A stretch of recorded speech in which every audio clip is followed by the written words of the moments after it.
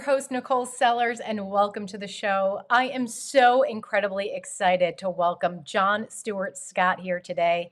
He is a world renowned television director. He has directed well over 80 episodes of television, including some of my personal favorites Nip Tuck, Glee, American Horror Story, and the insanely popular Netflix series You. Mr. John Stewart Scott, thank you so much for joining us. And I have not seen you in probably about 4 years. Everything has been, well, first of all, it's so wonderful to see you again, and I'm so happy you reached out to be a part of your podcast and this program. It's I'm really excited about having a nice long chat with you about everything about the industry and what's going on. Well, And you've I, directed over 80 episodes of hmm television, and most recently, it was one of my favorite shows, Netflix, You.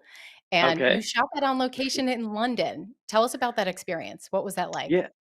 It was amazing. I mean, well, it all started. I've been working with an amazing showrunner, Sarah Gamble, from a series called The Magicians on Sci-Fi Channel, and we wrapped up that, and they were starting their series U, Sarah and the amazing Greg Berlanti with Berlanti Productions, and well, I had done the first season two and season three as a director, doing a couple episodes. And when season four rolled along, they were thinking about bringing the story of Joe Goldberg's character to London, and they needed a producing director to go out there and help set up shop. So Sarah reached out and asked if I'd like to go do it, and of course I said yes. And I flew out there in January and spent the year putting together production with a UK crew and Sarah's team that were in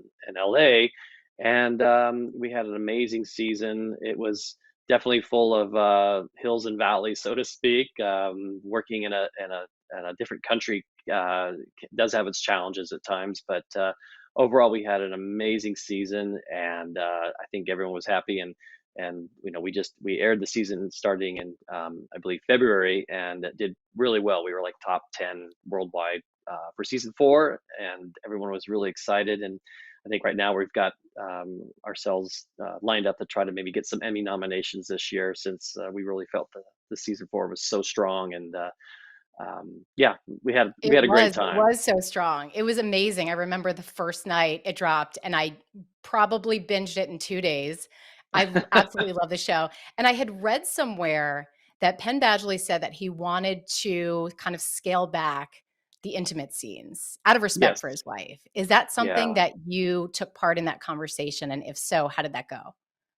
Yeah, that was really interesting. Penn had expressed his concerns and reservations just about some of the intimate scenes that take place in our show, because it does have some very explicit, sexually explicit scenes. I mean, we don't show nudity, but they do go down that road, and but just for the fact that that's what our show entails. And yeah, so the beginning of the season, he had talked to Sarah and I and Berlanti, and said, he'd like to try to reduce some of the scenes, so that he wouldn't have to take part in scenes that were so intimate. And so there was conversation about how we could. A lot of it came to how Sarah and her writing team could write for Penn's needs Right. regarding his concerns. And I think overall, I think they met his expectations, and Penn was and stood behind everything that we did. And I don't think there was that much discussion on set when we did have a scene where he was doing a love scene with one of his scene partners. And yeah, it turned out really well. I think there's kind of a trend going that way. To some actors are just trying to reduce their scenes with their scene partners that are maybe are more sexually explicit. So Mhm. Penn definitely came in and was quite happy with the way they designed the season.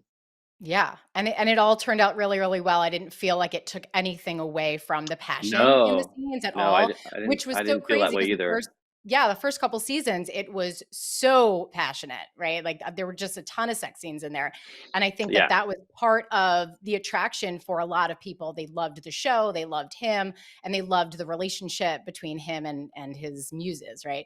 But the exactly. last season, we did not feel, or at least I didn't feel that anything was taken away. So it was very well done. Very well done. Yeah, it still had the steaminess and the sexiness to the show. We Yeah. had some fun scenes where there was a character that was trying to seduce him in her boudoir, and it was crazy. We had set up this whole room that we had shot in this beautiful palace in outside of London, and it had been built back in the let's see, the 1600s, and it was still owned by the original family, and it was just amazing. You walk in, and it's just like walking in this museum, but it's still owned by the family that built it back in the 1600s. I mean, that was the amazing thing, and the richness and the quality that we got with season four is like the locations in the UK and mostly around London were just amazing. I mean, we were shooting in churches that were built in like the,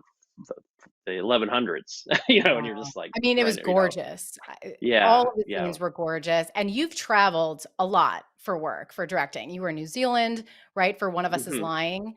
I love Yeah. that show, by the way. I caught up on it, probably last week before our conversation, and I felt like it was a good mix between, call me crazy, A Breakfast Club and I Hmm. Know What You Did Last Summer. It was like a really good combination of the 2, and I really, really Yeah. enjoyed it. I thought it was a great show. What was it like working with such a young Oh, cast? they were fantastic. I mean, I've been so fortunate in my career being able to work with ensemble casts and especially young ensemble casts with like shows like Glee or The Magicians. All these 20-something-year-olds who were coming in and playing high school students, but they were just our One of Us Is Lying team. The cast was amazing. They were shooting down in New Zealand. It was right around the time when COVID was still at its peak here in the States and everything. But what was interesting is when we went down to New Zealand, the studio decided the studio wanted to go down to New Zealand to find a location first because the cost was, they had a great tax reduction, but they wanted to find a location that felt like it could represent like a fictional town in Southern California. And so they thought New Zealand would be great because it's beautiful, it's beaches and everything. But I think what somebody didn't really realize is they sent us down there into our summer, which is summer, but in New Zealand summer, south of the equator, it's their winter. So we went down going into a environment where it was raining, stormy, cold, as cold as it could be in New Zealand, and so that created a lot of challenges. But our cast was amazing. They just all were so professional, but were all good friends, which made it so easy. That's amazing. And you mentioned Glee and Nip Tuck, which were another favorite of mine. I loved Glee. Hmm. That's where you started directing. Is that right? Tell us about how you Yeah, got started with directing. yeah. Well, I started. I mean, going back, I started. My love for film started with my father, who loved movies, and so when I was little, we would go to the movies every weekend, and he made sure that we went and saw the newest Spielberg movies. I grew up going seeing Close Encounters and Jaws and Raiders of the Lost Ark, and that's where my love for filmmaking started. And I can still remember this day watching the opening sequence of Raiders of the Lost Ark when Indiana Jones is, running to the cave and having the giant boulder rolling past, trying to crush him, and he jumps out. And I could just still remember my father and I, both our jaws were, you haven't seen anything like that before. And we were just like, and I remember going home and I just told my dad, I go, I want to do that. I want to make movies. And so since then I was with the Super 8 camera and the video camera and making movies with my friends and doing all sorts of fun stuff, and went to film school, and I grew up in the Bay Area, and my dad was also a commercial exec, so I was always on film sets and commercial sets. So I was exposed and introduced to the whole filmmaking process at a young age, and I was fascinated with the cinematography and camera work, so I kind of veered that way and got out of college and worked at a camera house up in the Bay Area and worked on commercials as an assistant, and guy hitting the slate and and pushing carts and all that stuff, and realized after about a year I just wanted to move up, and so I decided to come down to LA and start the TV and film industry there.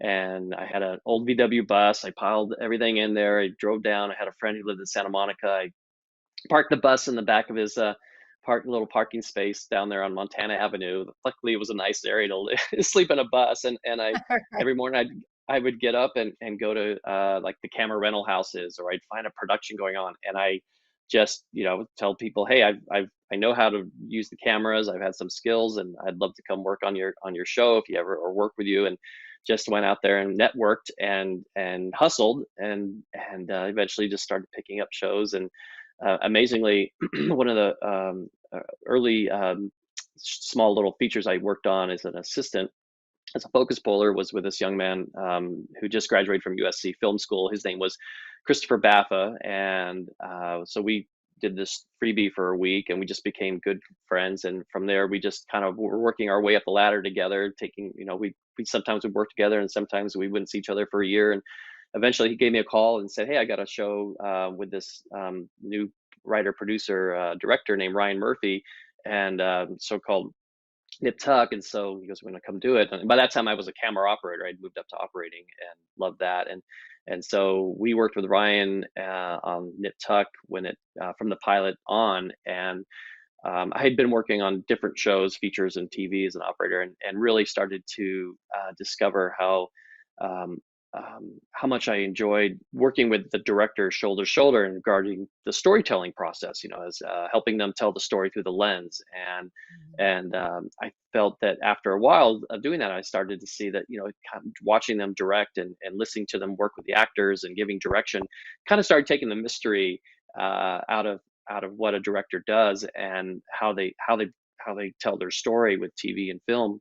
And so about season 4, Ryan Murphy was allowing some of his writers to direct an episode here and there. And so I approached him and said, if there's never an opportunity, if you allow me, I'd love to come and direct an episode. And the cast was behind the idea.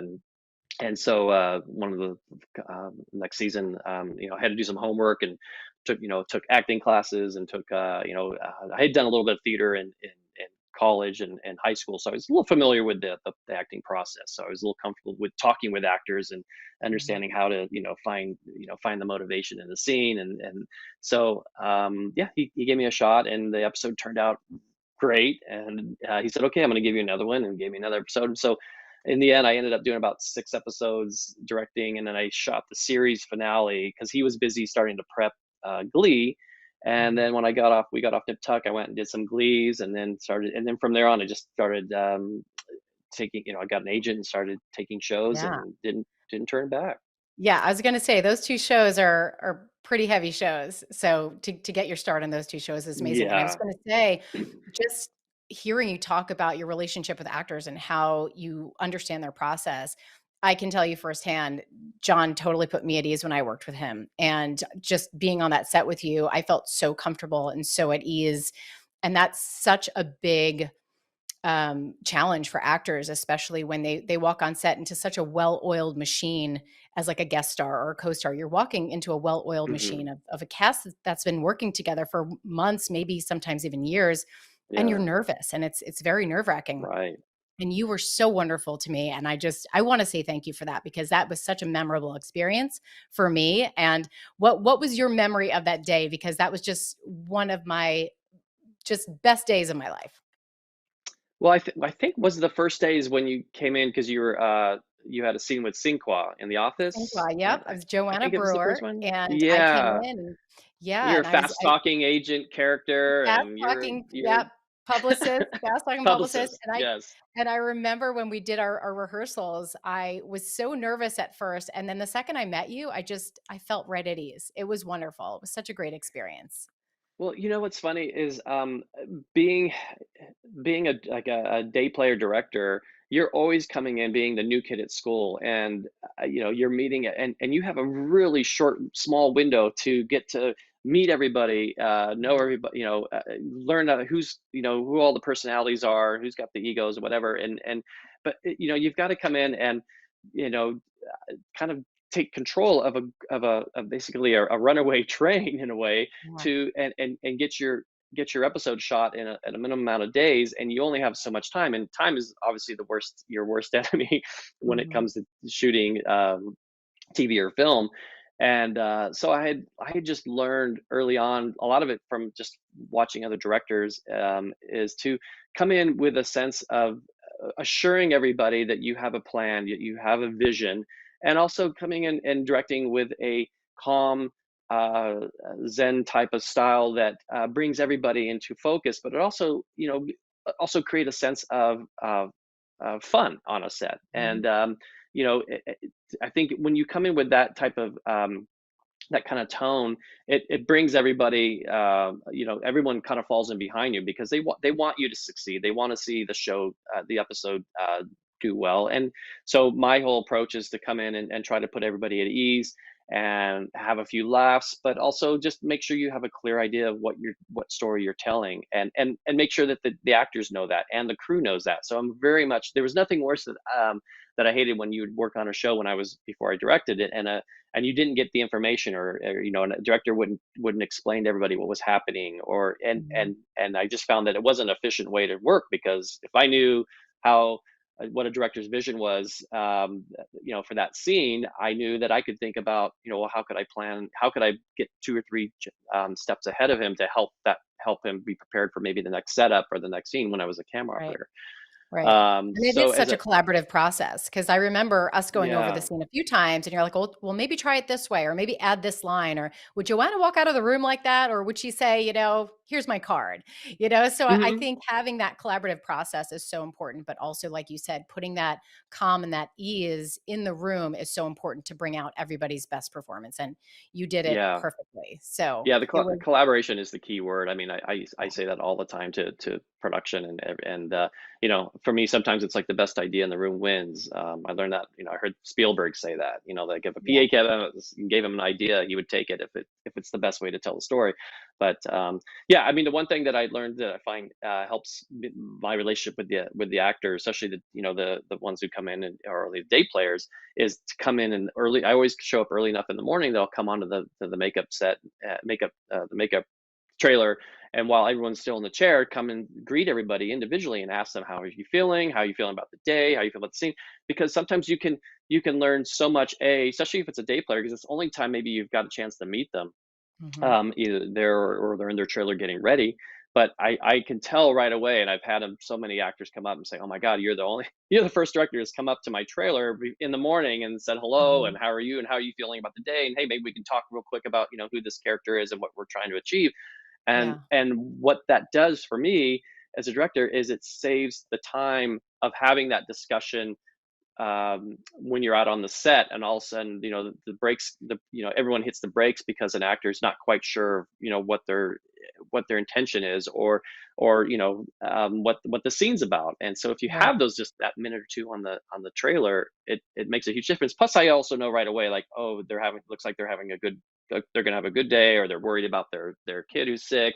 Right. Or I'll think, how can we maybe get them out earlier out the door because there's a school play going on, and I can hear them back, because I have kids, and I grew up in that world where, nothing made you feel worse is when you had to be at work all day, and your Mhm. little one was at the school play or had a birthday or something. I can't think So of many directors that think that way, and I applaud you for it, because it is so thoughtful, and it does bring out the best in actors when you know that they care about all of the moving parts that are going on that day. yeah, It does make a difference in your performance, and if absolutely. your mind is in 5 different directions, you're not gonna give your best performance. So, Right. that's a great process, and we do have a lot of artists listening in, and probably a lot of future filmmakers. What are some of the processes that you go through that really bring out the actor's best performance, but also your best performance? Well, I think for me, the lessons I've learned is, first of all, is to come in knowing what the scenes are about. What's your story about? What's the story you're trying to tell? And if I come onto a project, my job is to make sure I understand how all the scenes come together to make a whole. And that's with the help of the showrunner and my writer and everyone, other fellow directors who've worked on the show, to get a clear idea about how the tone and the style of the show works. And so my job is to communicate that to the actors, either being the stars or the day players, and have those conversations, either prior or on set about, what are we trying to do for this scene. And one thing I've found is going back to what you say is collaboration is such a key, that I don't come in with a iron grip on, like, this is how this scene should be shot, and you need to stand here, and then you need to, because no one likes to be told what to do in that way. And it's also, it stifles the creative process, because if you're giving permission to your cast that, I'm open to your ideas and I'd love to hear what you have to say, at the same time I still try to, keep it um focused, so that I know that I'm achieving the goals that I need to find in the scene. So I will always allow the actors to, after we do everybody walks in and it's a good morning and how are you doing. I always make sure that I clear my set, because for me, that's the time for just me and my actors, and maybe the Mhm. cinematographer and the script supervisor. But I don't need to have it. Nobody else needs to be there while we're playing, because I always call it play. I go, we're Yeah. exploring the scene, we're playing, we're just going to find out, what's the best way to tell this story for this little piece of the puzzle. And I just find that you get the best out of everybody if they know that you're open to that collaborative spirit.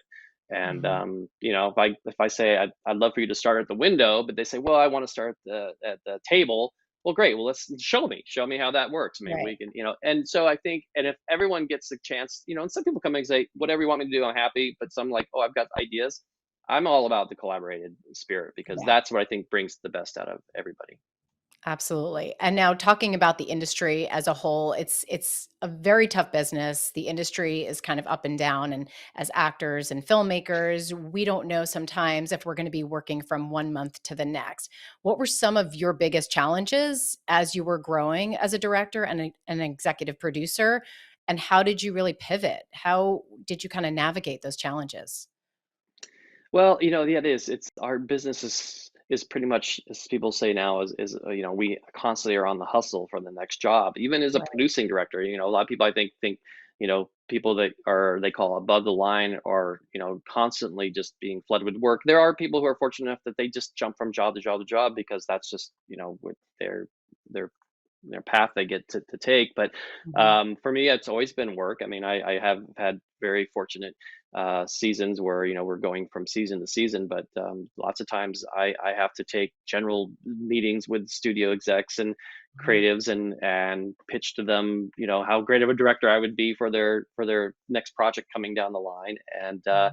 so there is a lot of networking, even on my end as a director. I'm Mhm. constantly networking with fellow directors. I mean, we are we find that we're all kind of like ships passing in the night. A lot of Right. times we don't get to talk with each other, or spend time with each other, other than maybe grab a coffee with somebody. And so Mhm. um, I will always try to take every opportunity to reach out. I get involved with panels at the Directors Guild, so that's one way I meet other directors. Plus, I work on committees or panels that I'm passionate about, like, which is one of them that I'm working with now, is the sustainability and green production initiatives that we Yes. are pushing throughout the studios and productions.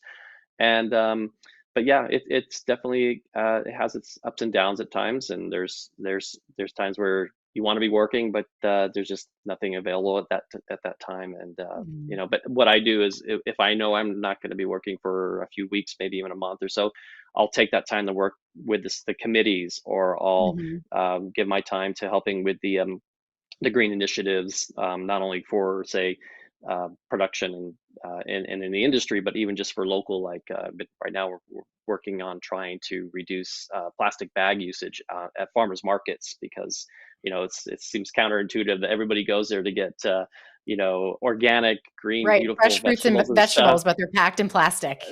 Everyone puts them in their plastic bags. And Right. so we're working on trying to get the cities to I know a lot of cities around the country have started banning Mhm. plastic bags in farmers markets and in grocery stores. And so that's just one of my passions, because I find that that's an area of waste, and that we need to really, we can be responsible to stop.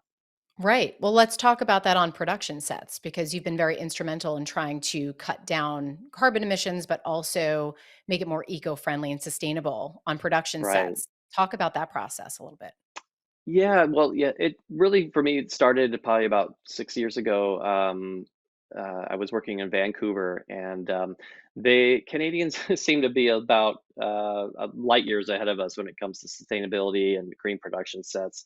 Um, and so I was working on a series that was really pushing the sustainability forward thinking on sets, and it started with really simple things like using more digital based productions, like trying to stop the use of paper and putting everything on, like instead of call sheets on paper, which were the biggest waste, because they used to do a thing with they're not doing as much, which is great, where you'd have a pre-call sheet that would come Mhm. out maybe 2 hours before. So there's 1,000 pre-call sheets they would hand out to everybody. Then they'd end up at the garbage can. Then the call Yeah. sheet would come out, and then those would eventually be in the garbage can.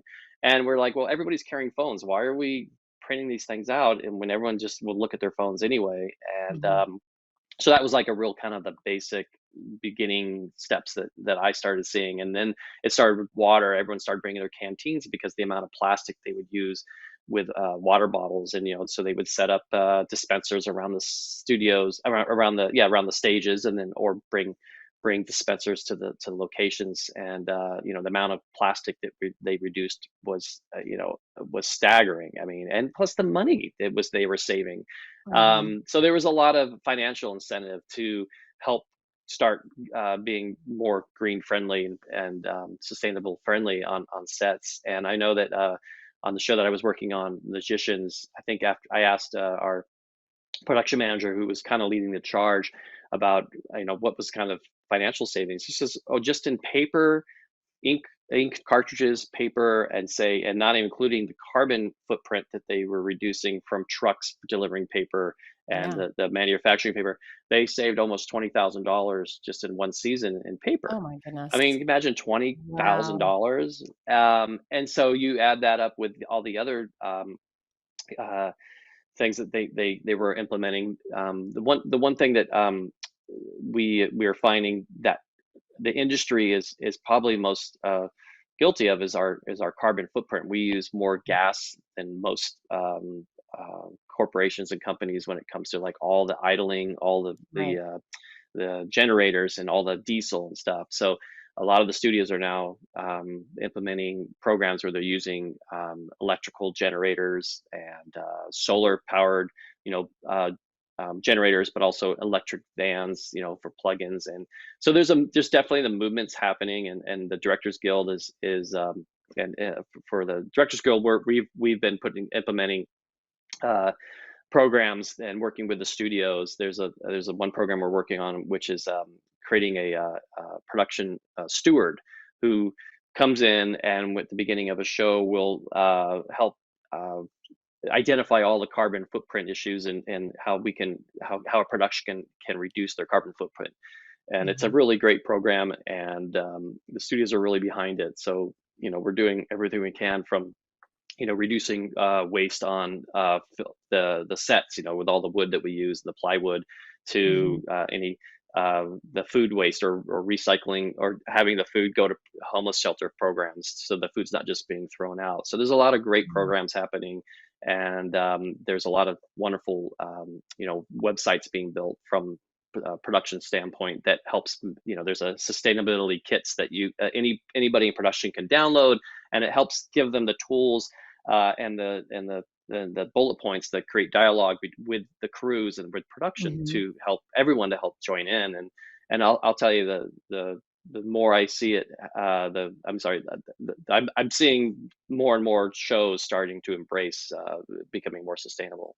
Yeah, I was gonna say, what has the response been? Because it seems like a win-win for everybody. The studios are saving money, you're saving the planet, everyone feels good about Yeah. themselves. What are some of the steps that we can take as individuals to become more green and to reduce the carbon footprint?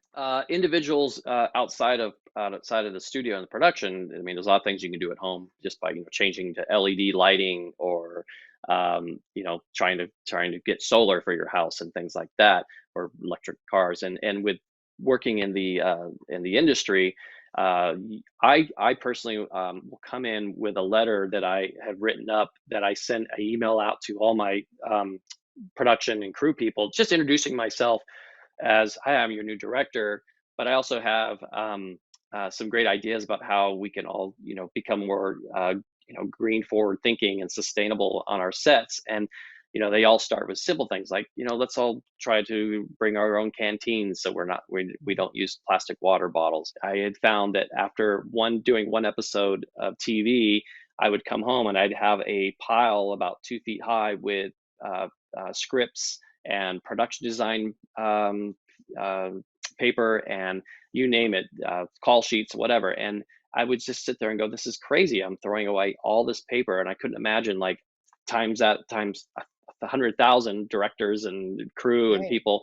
So I was introduced to this new app called Scriptation, and what it does is it creates an ability for you to put all your notes and stay organized and work off of like your iPad or your tablet. So what I would do is when on paper, I would take highlighters and I would color code all of my departments. Blue would be casting or red would be camera. And so imagine you would go through a whole script and put all those notes down, and then the next day they're like, "Oh, here's a new draft," and so you would spend another 2 hours transferring all those notes over, and it was just such a waste of time. So when Scriptation came out, the one thing that was amazing is that you could put all your notes and charts and graphs and call sheets or whatever on your Scriptation app, and then anytime a new draft came out, it was just the push of a button, and it would transfer it all over to the new draft. And that was a big game changer because it saved you so much time. Plus, it just helped you keep so much more organized because now instead of carrying around a giant binder with 12 different departments with all their paperwork, you had it all on your tablet because you could keep everything filed. Yeah, and it's all about efficiency on a set. I'm all for the technology that simplifies our life, Hmm. especially if it also reduces paper, which is amazing. Right. So tell us a little bit about what you have coming up as we start to wrap up our conversation. Do you have Mhm. anything coming up that you want to share with us? Any upcoming projects, any collaborations that we could be looking forward to, or are you just taking a little time off now since you spent a year in London shooting you? I've been working with a few uh, up and coming writer friends, developing a TV series of our own. It's something that I've always wanted to do, and a story that I think is fascinating to tell. So it's a story about an undercover cop who infiltrates white supremacist groups back in the '70s. It's based on a true story, and I just feel like after reading this gentleman's book, it just was so relevant to today's headlines. I thought that let's go for it. So we've been my partners have been and I've been just spending the week writing and discovering how you put together a pilot. It's been a lot of fun. Mhm.